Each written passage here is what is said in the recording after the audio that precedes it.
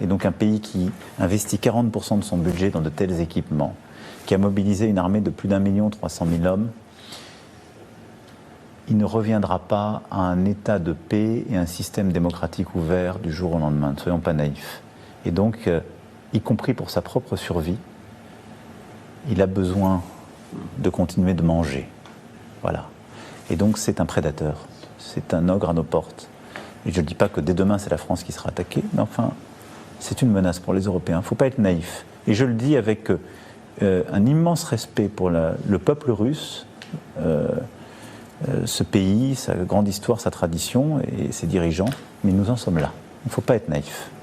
This is my video update on this Wednesday afternoon, August the 20th, coming to you from Limassol, Cyprus.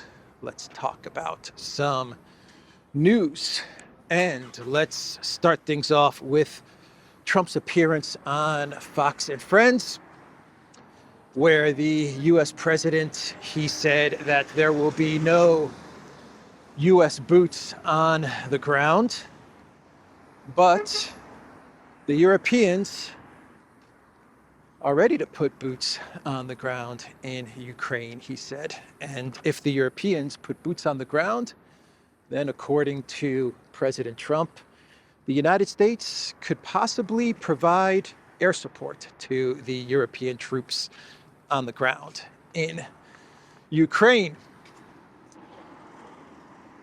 Let me read you Trump's exact quote. I'm taking this from The Hill. Trump floats air support for Ukraine as part of security guarantees. When it comes to security, they are willing to put people on the ground, Trump said in an interview with Fox and Friends Tuesday morning, referring to Europe. We're willing to help them with things, especially probably if you talk about by air, because nobody has stuff we have. They're very good people. They're very good leaders of their countries, and they want to get back to leading their country. You know, they're consumed far more with this than we are, because they're right there. You know, we have an ocean that's separating us, right? Thing called an ocean, a big, beautiful ocean, and they don't. You know, they're right there, so they have to. You know, that's a different kind of a thing for them. When it comes to security, they're willing to put people on the ground. We're willing to help them with things, especially probably if you talk about by air, because nobody has the kind of stuff we have. Really, they don't have. But I don't think it's going to be a problem. I think if a deal is made, you know, famous last words, right? But I think if a deal is made, I think Russia's had it. They've all had it. And for a very extended period of time, I don't think there'll be a problem. Especially probably if you're talking about air, because no one has stuff we have, except for the Russians and the Chinese. They've got stuff you have, and maybe even better. But I wonder if the bombers in Alaska, when Trump was meeting Putin, was Trump's way of sending a message to Putin. We will provide air support. Take a look at what we've got. Russian President Putin. So that's Trump telling the American people, do not worry. There will be no U.S. boots on the ground. There may be European boots on the ground, and we will be providing the air support to the European troops. What a crazy freaking idea. A U.S. no-fly zone is basically what Trump is floating out there. But he does use the words probably. Probably, maybe, probably we may provide air support to the Europeans if they go ahead and put boots on the ground. So first the Europeans have to send troops to Ukraine, and then the United States probably, maybe, will provide air support to the Europeans. What if the United States does not provide air support to the Europeans? What happens then? Do the Europeans even have troops to send to Ukraine? Anyway, Carolyn Leavitt, she was asked about this statement, the White House press secretary, and she said, I won't certainly rule out anything as far as military options that the president has at his disposal. I'll let him do that, she said. adding the president has definitely ruled out boots on the ground. That's right. No U.S. boots on the ground, just a possible, probably, maybe, U.S. no-fly zone. With Trump, it's always 2 steps forward and 2 steps back, right? So the Europeans, they've jumped on this statement from Trump on Fox and Friends, and they're preparing to send troops to Ukraine. Possibly, maybe. They're preparing to send troops to Ukraine. From Bloomberg, Europe races to leverage Trump's support for Ukraine troop plan. Macron stated that one of the guarantees of Ukraine's security should be the presence of deterrent forces from the European military. Yeah, the Macron-Stammer coalition of the willing reassurance forces, right? Remember that one from about a year and a half ago? Doesn't go away. The reassurance forces. It was called something else, wasn't it? And then Stammer changed it to reassurance forces. I forgot what they called it initially. But anyway, that's what we're talking about. This plan that Macron and Stammer cooked up about a year and a half ago. Then they backed off of it. Then they talked about it again about 6 months ago. And then they backed off of it. Then they talked about it again about a month ago. Then they backed off of it. And now they're talking about it again. This thing doesn't go away. Just send the troops, man. Macron and Stammer, just send the troops.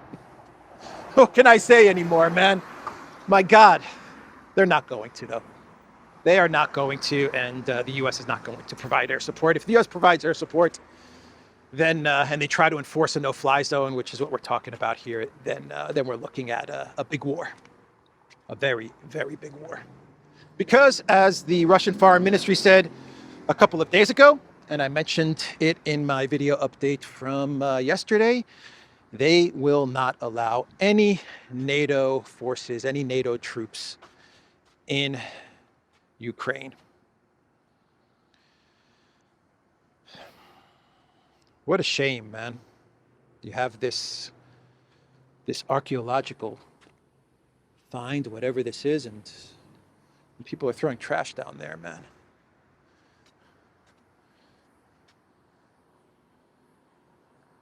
Interesting. So the Europeans are preparing for troops in Ukraine. It looks like Trump sent a couple of U.S. commanders to Europe to coordinate with the Europeans on the troops going to Ukraine.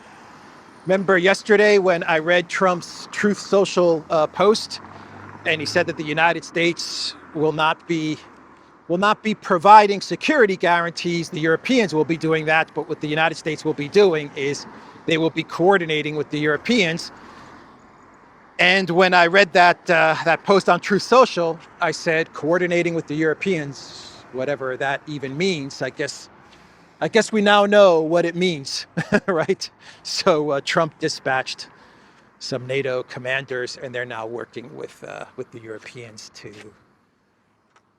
to see how they're going to maybe, possibly, probably send European troops to Ukraine. I think this is all a bluff, but maybe it's not. If it's not, then we're in big trouble. The entire world is in big trouble if it's not a bluff. So the Wall Street Journal, they put out an article with the title, U.S. is prepared to use air power to support planned European force in Ukraine. Trump rules out putting U.S. troops on the ground if a deal is reached with Moscow to halt the war. So the Wall Street Journal, they are reporting, if they are to be believed, remember we are talking about the Wall Street Journal, but they are reporting that Trump is putting Rubio in charge as the point man to coordinate the overall European mission and the strategy to Ukraine. So Rubio is going to be heading everything up. You got the U.S. generals, according to the Wall Street Journal, they're going to Europe and they're going to plan the military side of things. Rubio is overseeing everything.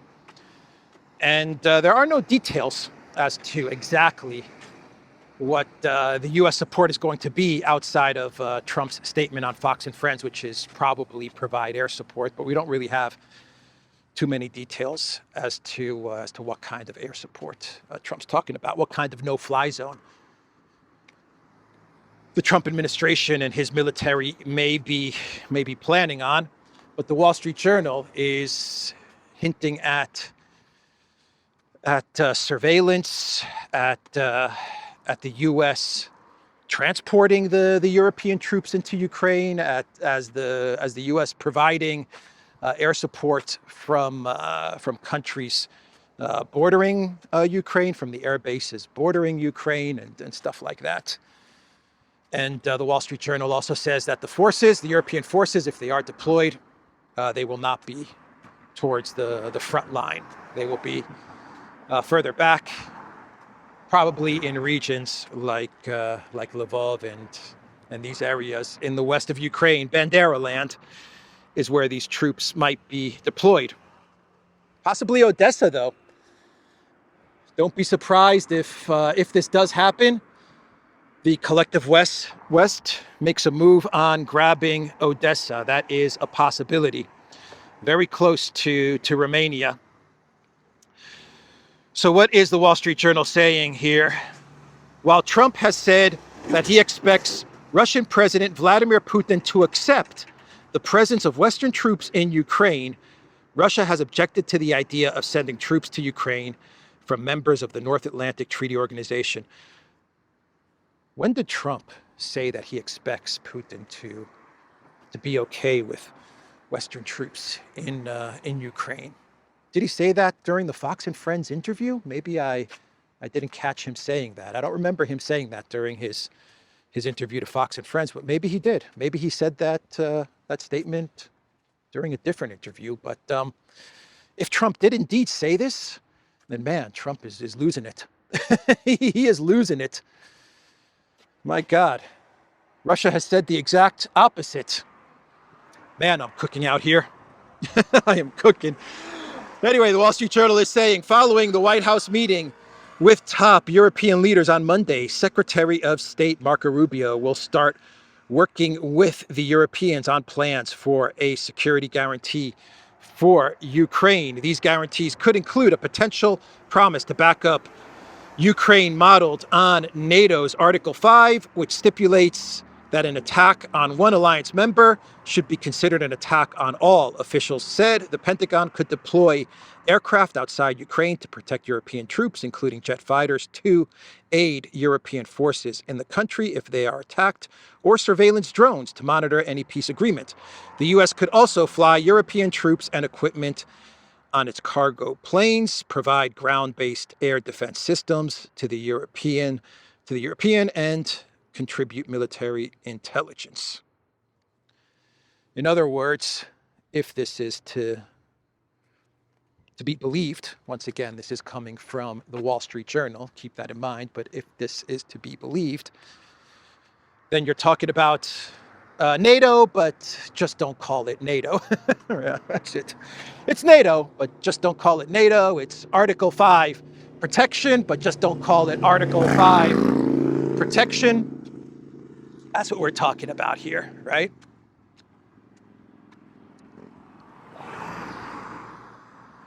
So either Trump has relapsed back into neocon mode. He spoke with the Europeans. He spoke with Zelensky. Maybe Kellogg got to him, maybe Graham got to him, and now he's back in neocon mode. After all, with Trump, the last person to speak with Trump is usually the decision that Trump ultimately makes. That's the art of the deal. Whoever speaks to you last, that's going to be the decision that you come up with. So either Trump has relapsed and he's losing his freaking mind, or or he's playing 500D super duper chess, and he's dispatching Rubio to Europe to head up this initiative along with military commanders to the Europeans and to the NATO officials and CEO Mark Rutte in order to keep all of them busy, to keep them all busy thinking that they are going to finally have boots on the ground in Ukraine with a U.S. backstop and U.S. Air support, while all these people are busy, Trump, Witkoff, Vance, engage in real constructive negotiation with the Russians. It's one of the two. It's one of the freaking two. Either Trump has relapsed or this is some sort of 5D move, chess move to keep everyone busy as Trump and his real team of negotiators work with Russia to implement Istanbul plus root causes. I don't know which one it is. I'm thinking it's option one, Trump has relapsed. But I could be wrong. He could be playing 500D super duper chess. That is a possibility.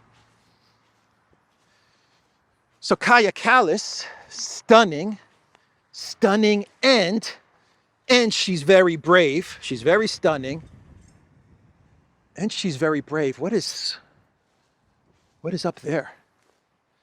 I'm in the Amathus area. Over here is a nightclub. I don't know if this nightclub is still operating, but this is a nightclub where a lot of the famous Russian pop stars and singers, this is where they perform. But up here, I don't know what's up here, but we're going to explore. And hopefully we survive.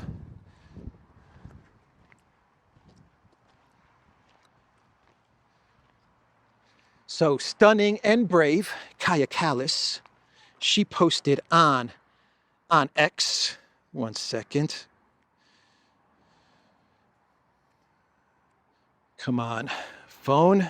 Let's see here. All right, Kaja Kallas posted on X. The EU will continue targeting Russia's war economy. The next sanctions package against Moscow should be ready by next month. This is the one. This is the sanctions package. The 19 sanctions package that will finally destroy the European economy. Sorry, I meant the Russian economy. Did I say the European economy? I meant the Russian economy, right? They're not trying to destroy the European economy, are they? So that's Kaja Kallas's post on X, talking about a 19 sanctions package. She is stunning and brave. Here's my theory on the sanctions. I think the EU just puts out these sanctions packages just to keep people employed, to keep Kaja Kallas busy, to keep a team of a couple of hundred people, I imagine, in the Brussels headquarters, just to keep them busy. You know, they'll make their six-figure salaries. They'll come up with sanctions package after sanctions package. And, you know, that's what it's there for. What else is Kaja Kallas going to do? Think about it. What else is she going to do? Can she do anything else? Not really. So you just have her and her team cranking out sanctions packages until her term as foreign minister runs out. That's what I think is going on.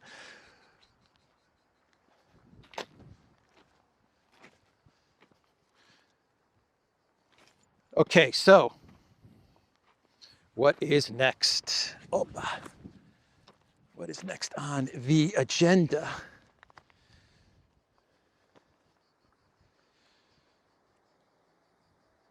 The meeting. That's right. We're going to talk about the possible meeting between Putin and Zelensky, the bilateral meeting that Trump is setting up. Trump has said that he is absolutely setting up this bilateral meeting. He has got Rubio, Witkoff, Vance.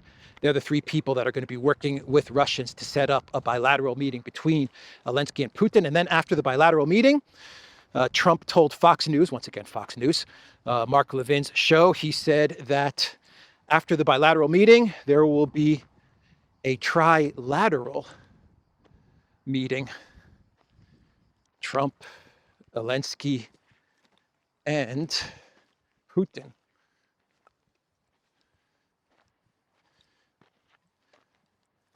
So the location of the bilateral meeting, according to various media reports and gossip, but based on what they say, the Secret Service is scoping out. So the media reports is saying the Secret Service is scoping out various locations for the bilateral and trilateral meeting.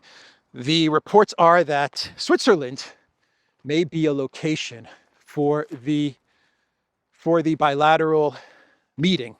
And Switzerland has put out a statement where they have said that if they are chosen for the bilateral meeting, they will not arrest Putin. That is what Switzerland said. They will not exercise the ICC warrant. Trust me, bro. We're not going to arrest Putin. Trust me, Peskov, Kremlin. Putin can come to Switzerland. They're saying Geneva. He can come to Geneva, and there will be no problem.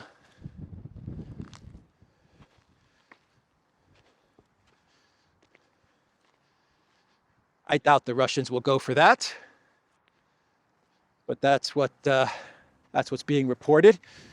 There are reports which claim that when Trump called Putin, and Trump said, "Let's get a meeting between you and the Green Goblin," that Putin suggested Russia, and the Trump administration immediately shot that down. But I think that's a good suggestion. You know, these have to be ruins up here, right? No doubt. No doubt there were ancient civilizations that were living around here. That would be my guess.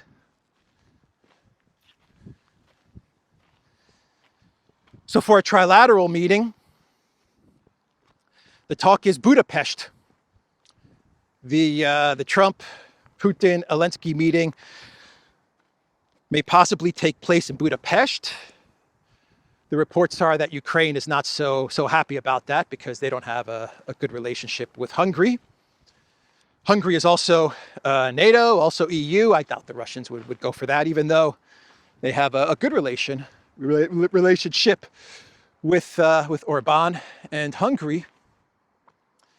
I still think the Russians would avoid Europe in general.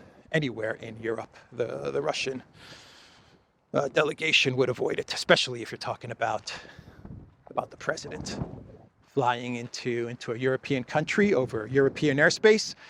You would have to be crazy to do that. It was risky enough going to the United States and going to Alaska. I mean, that was risky.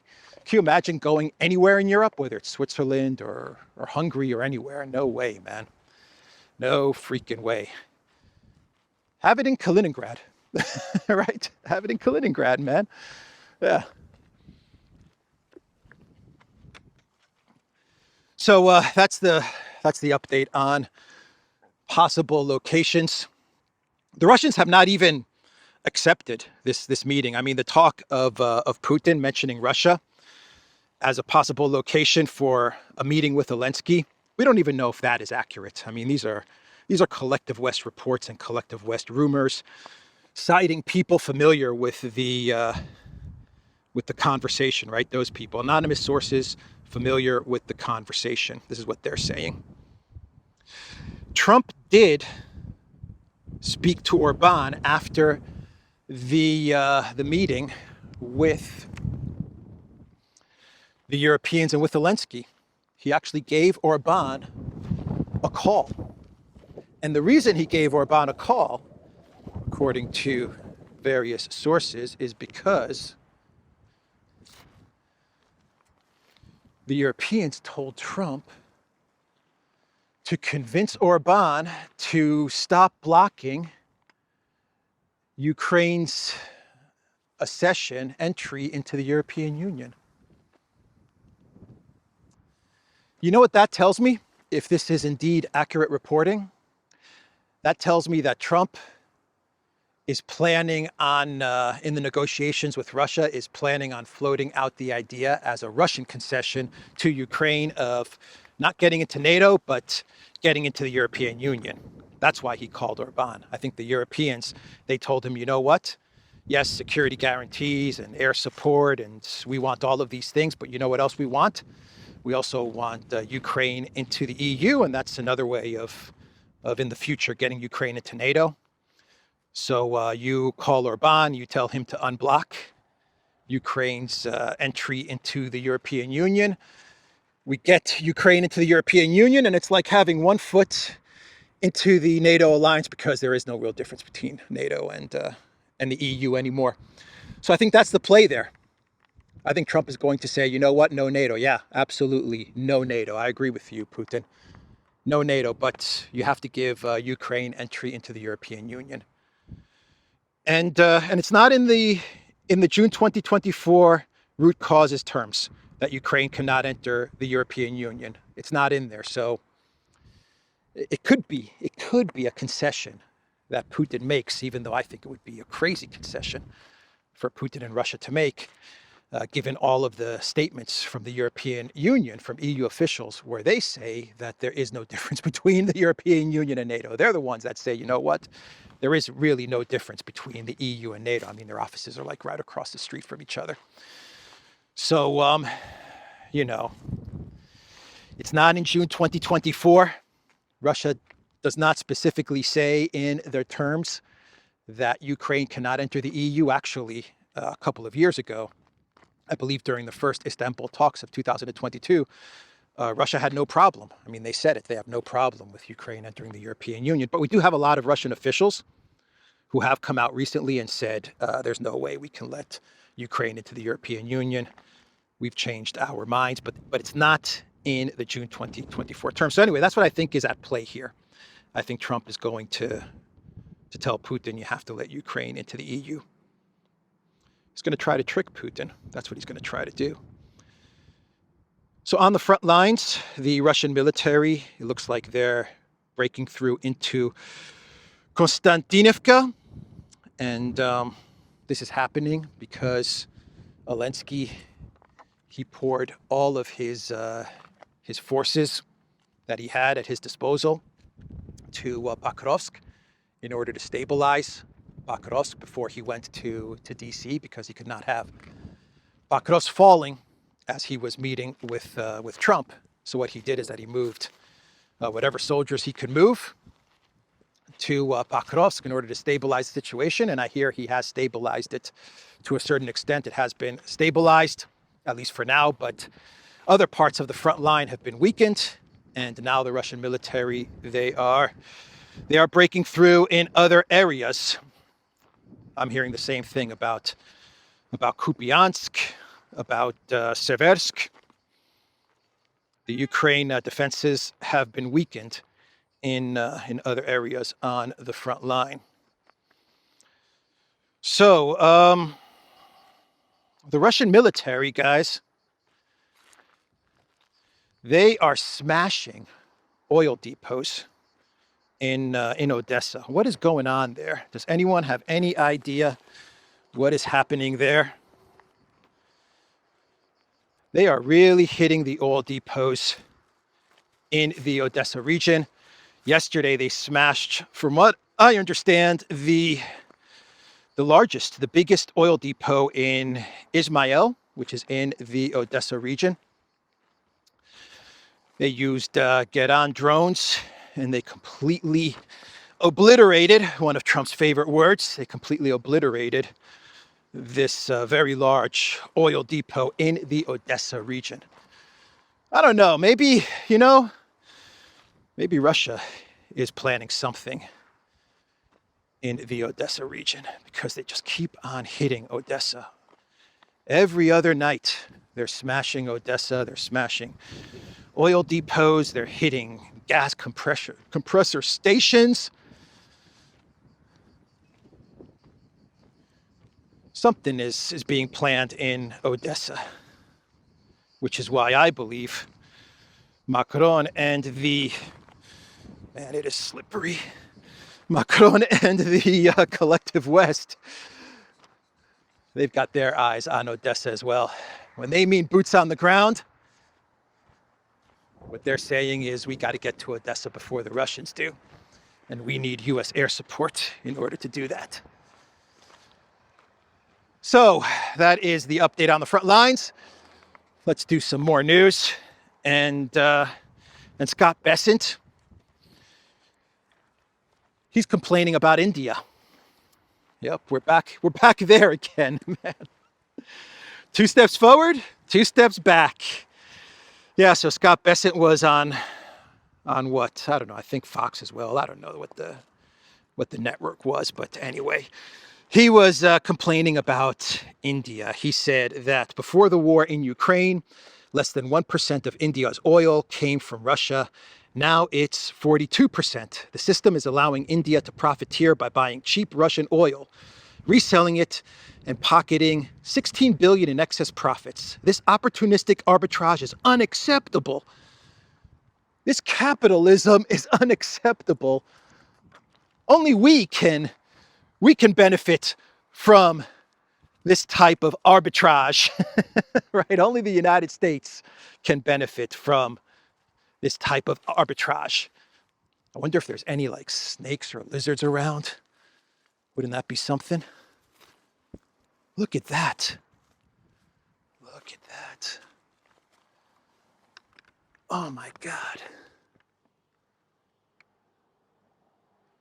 That could have been someone's, what do you guys think? Someone's home? I don't know. I have no idea, man. Just sitting out here. Incredible. What you find wandering around Cyprus, huh? Thousands and thousands of years of civilizations that have passed through this island.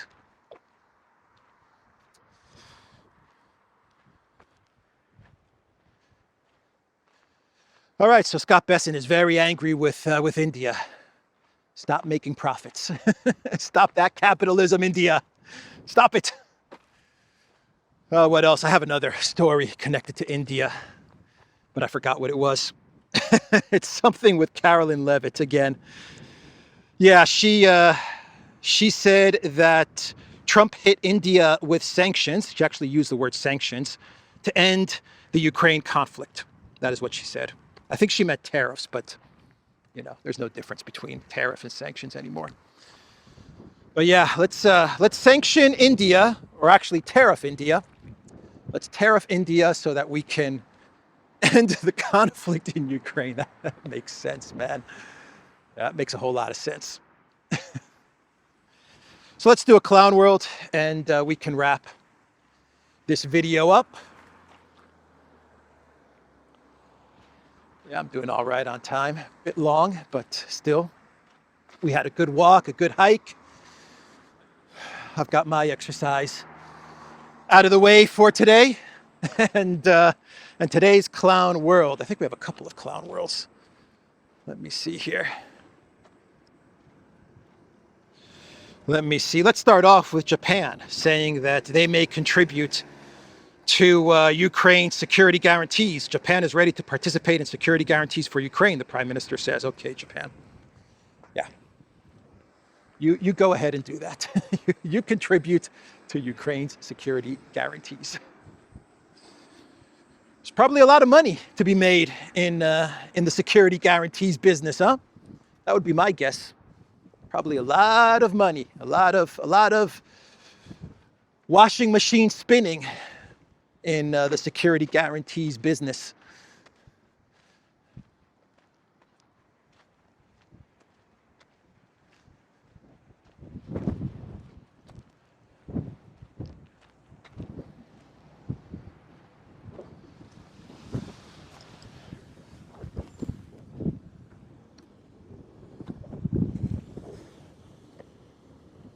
All right.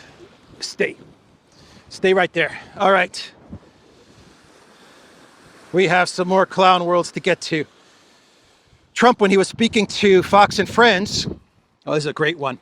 When he was speaking to Fox and Friends, he said, I want to try to get to heaven.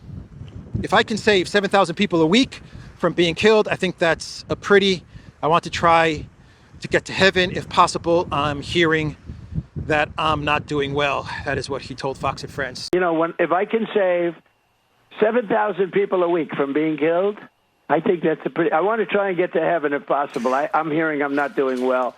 I hear I'm really at the bottom of the totem pole. But if I can get to heaven, this will be one of the reasons. Well, I think I saved a lot of lives with India, Pakistan. They were going at it. The planes were being shot down. That was going to be maybe a nuclear war if I let that go. And I did that through trade. He is motivated by up above to stop the conflict in Ukraine, right?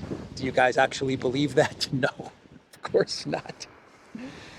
If he was really motivated by God and trying to get into heaven, well, then we know what Trump would have done from day one when he entered the White House. I don't even need to say it, but he hasn't done that. He has talked about the amazing javelins and javelinas, hasn't he? I don't think God would like the javelinas talk from Trump. So anyway, he did say that he's trying to get into heaven. And The Hill, they put out an article with the title. We've come full circle. I started with an article from The Hill, and I'm ending with an article from The Hill. I got to give my production assistant a raise. That's me. Anyway, The Hill said, Trump didn't call Putin in front of European leaders to avoid being disrespectful to Putin. Yeah, absolutely. I could see that. You don't want to disrespect Putin by calling him with all of the European leaders around you. Right? Oh, that photo of Trump with the European leaders. Trump behind his Oval Office desk and all the European leaders sitting there like children, like children listening to daddy. Anyway, that's the video, everybody. TheDuran.locals.com. Check us out on Telegram. Check us out on X. Check us out on Rumble. And go to the Duran shop, pick up some merch, like the t-shirt that I'm wearing in this video update. There is a link to the Duran shop in the description box down below. We are running a coupon for 15 to 30% off as well. So pick up some merch from the Duran shop. I will see everybody tomorrow. Take care.